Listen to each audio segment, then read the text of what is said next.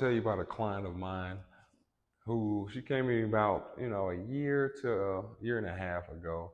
And at the time, she was 62 years young. She had been active her whole life. She walked her dog every morning. She gardened on the weekends, constantly on her feet. And so she was not someone that liked to sit around and binge and watch TV and stuff like that. But she had a problem that she felt like she could not explain. She said, Nariah, I feel like my body is getting smaller. Not in a good way, but like it's shrinking into itself. She was like, my shoulders are tighter. My hips feel locked. I walk the same route every morning and somehow it feels harder than it did 2 years ago. I haven't stopped moving. So why does my body still feel like this? That question stopped me for a second because I remember thinking, I'm like, man, she does know the answer. She just explained it so perfectly. Her body was getting smaller, and I'm not talking about in terms of body composition. It was getting smaller, not because of her age either.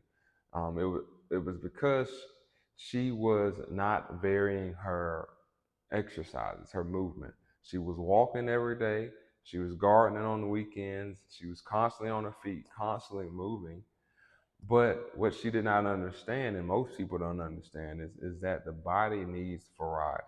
Peace, love, light, and healing. I'm the founder of Iron City Biomechanics, and we help bridge the gap between healthcare and fitness.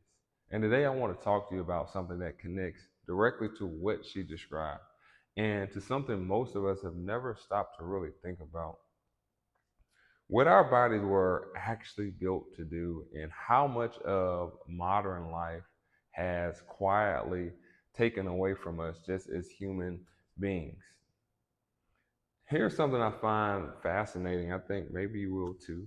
Maybe I'm just a big nerd about this. But anthropologists, those are scientists who study how humans have lived across thousands of years. What they have identified are the four fundamental movement patterns that human beings were designed around. These four things are what the body was built for, and things that we have slowly moved away from.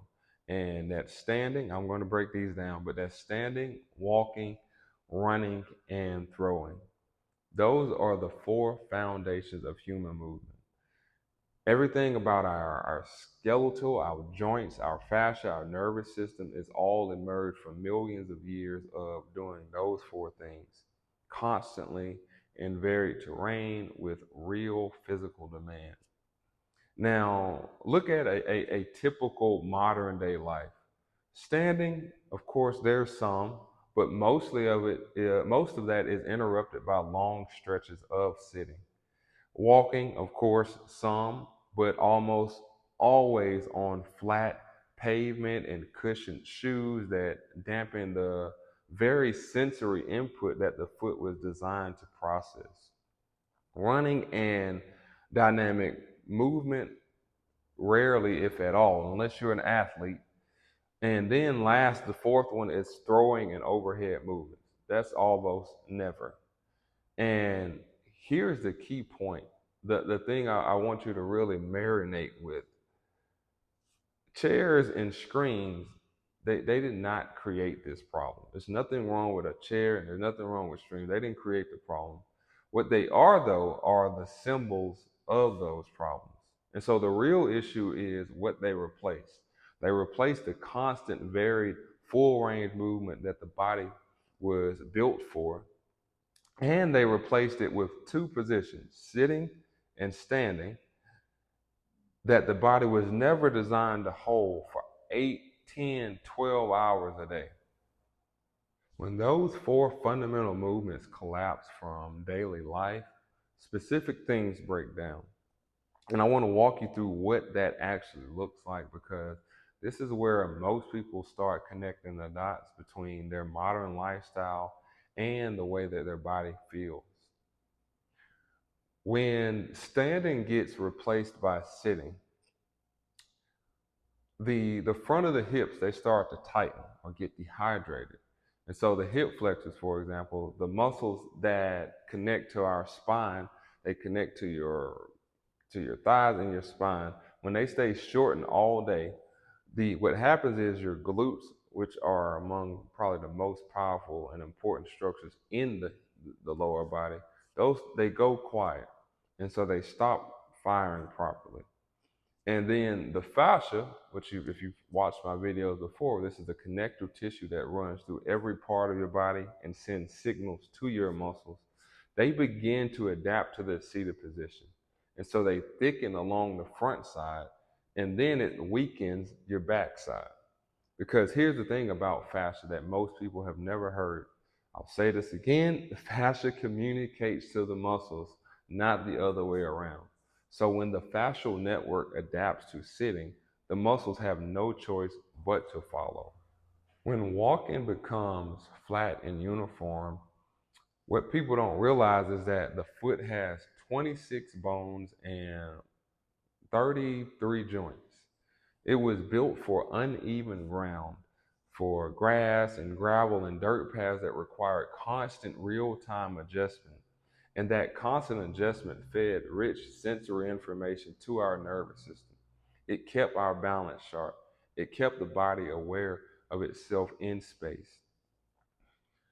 Flat pavement and cushioned shoes eliminates most of that input. And so the nervous system gets less information, and a nervous system with less information becomes more cautious, more protective, less confident. And so your balance that used to be automatic starts to require a lot more effort now. And so if we live in a society where running and dynamic movement have slowly disappeared, unless you're playing in some sport. So you see, the body, it loses its ability to respond to sudden demand, the capacity to catch yourself after a stumble, to move with power and quickness when the moment calls for it. Again, not just for a sport, but for life. And then lastly, when throwing, and our overhead movements and rotational stuff has gone missing altogether.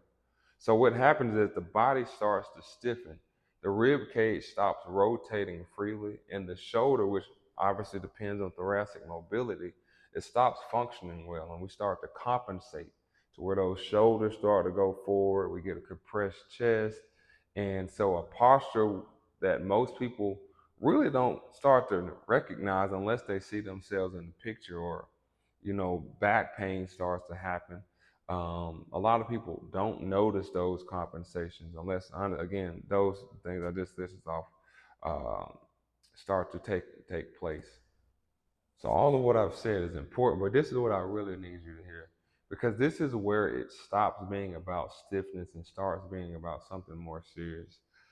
When the four fundamental movement patterns collapse, when the body stops standing, walking, running, and moving the way that it is designed to, it does not just sit still and wait.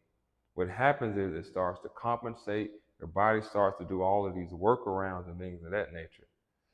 The body is incredibly efficient and resourceful. If one structure stops doing its job, then another one steps in to cover for it. So a hip that stops moving freely shifts load to the knee. A glute that stops firing puts pressure on your lower back. A thorax that stops rotating forces, it starts to force the neck and the shoulders to start to compensate.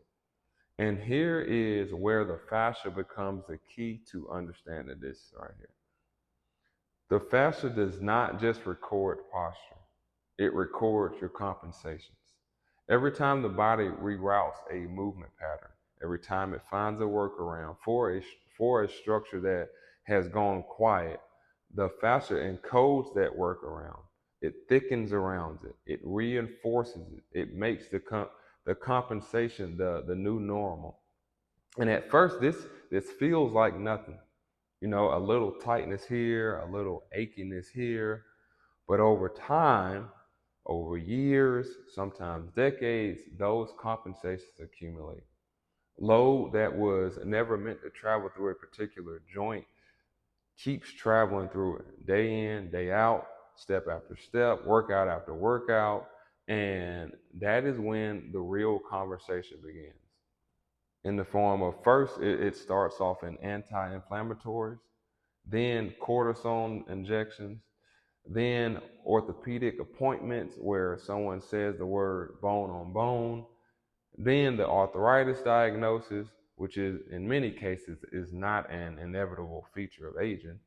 It is the predictable result of decades of mechanical stress on your joints that were carrying more than their share because the structure above or below them had stopped doing their job. And then sometimes surgery.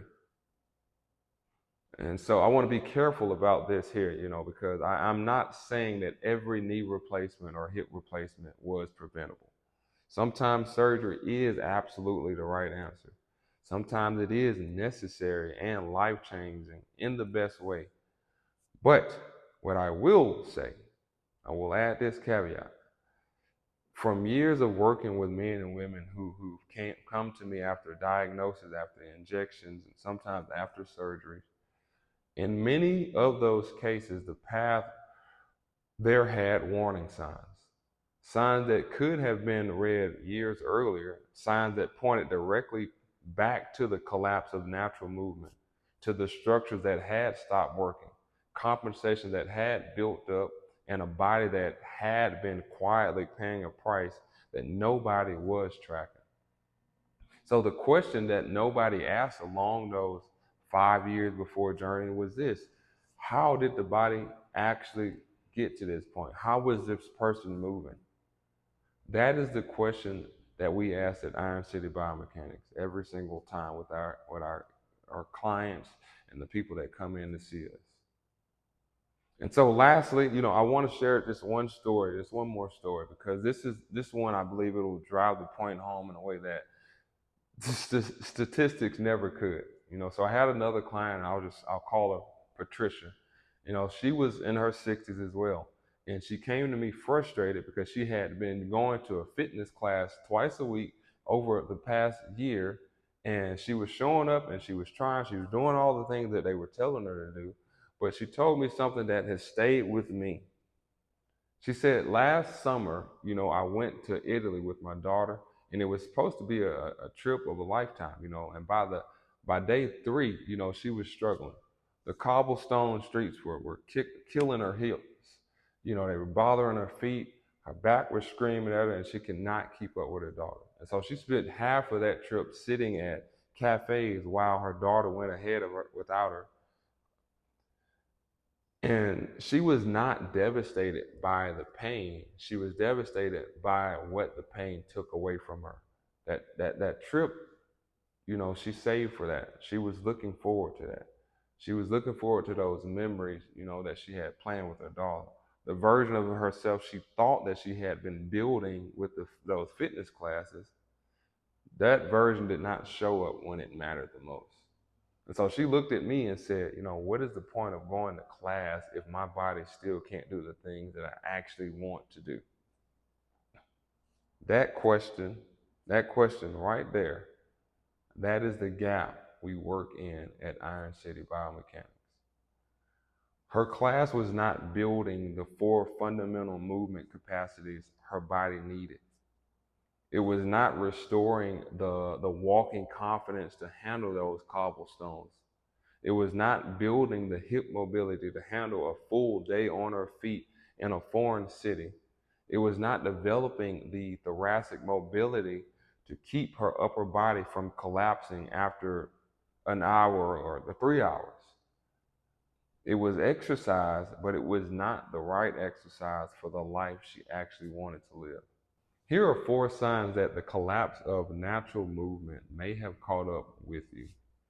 So number 1, if you feel noticeably stiff in the morning or after sitting for long periods, that is the body reflecting the position it was held in, not the age it has reached. So it has nothing to do with your age, all right?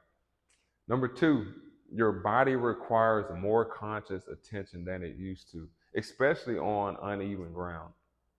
The sensory system that manages balance depends on a variety of movement and varied surfaces.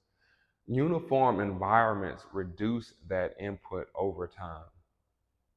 Number three, one or both of your shoulders feel limited with overhead or rotational movement. The mid back rotation and shoulder ranges that require throwing and reaching, that just means they've been narrowed and that your forward posture is catching up with you. Number four, if you feel more capable and more alive in your body during an active vacation than in your regular daily routine, if a week of walking, exploring, or moving freely makes you feel significantly better, then that contrast is your body's telling you that what it needs more of. And that modern life has probably taken a little bit of away from you. And so my client who I was telling you about earlier, who was saying that her body felt like it was shrinking, it's not shrinking anymore. And so we looked at which of the four fundamental movement patterns had collapsed, and we reintroduced them systematically and specifically at the level that her body was actually at. And we worked with the fascial tissue that had adapted to years of sitting and uniform movement. And we gave her nervous system the very rich sensory input that it had been missing. And so her hips have opened up, her posture's changed, her morning walks started to feel like they used to, easy, natural, something that she looked at she can sustain long term as she got more seasoned in life. And so she told me recently that she signed up for a trip to Portugal. Now, at first I was like, I don't know. But I told her just send me some pictures, from her trip and things of that nature. And so if uh during the course of this video, I'll close with this. If and during the course of this video, if you recognize yourself in anywhere in this, in the stiffness and the balance and the body that feels like it's getting smaller, I want to invite you to take one step, no pun intended, to schedule a movement diagnosis with one of our fitness practitioners at Iron City Biomechanics. And we look at how your body is actually moving. Which of the four functional movement patterns have been lost? And what realistic, personalized path back toward a body that works in your favor, that's going to actually help you outside of the gym, do you need to work on? What do we need to look at and address specifically? So this isn't something a generic plan or anything. This is more of going through what has worked for you and what has not worked, just a conversation about what your body needs and a clear strategy to get you there. And so the link is in the bio below this video. We're right here in Vestavia Hills, Alabama, and we work with men and women who are ready to stop accepting the way that their body feels and start rebuilding the movement the way that it's always designed to be. And so again, I'm Naraya. Gratitude for tuning in this week, and I'll see you whenever I'm looking at you.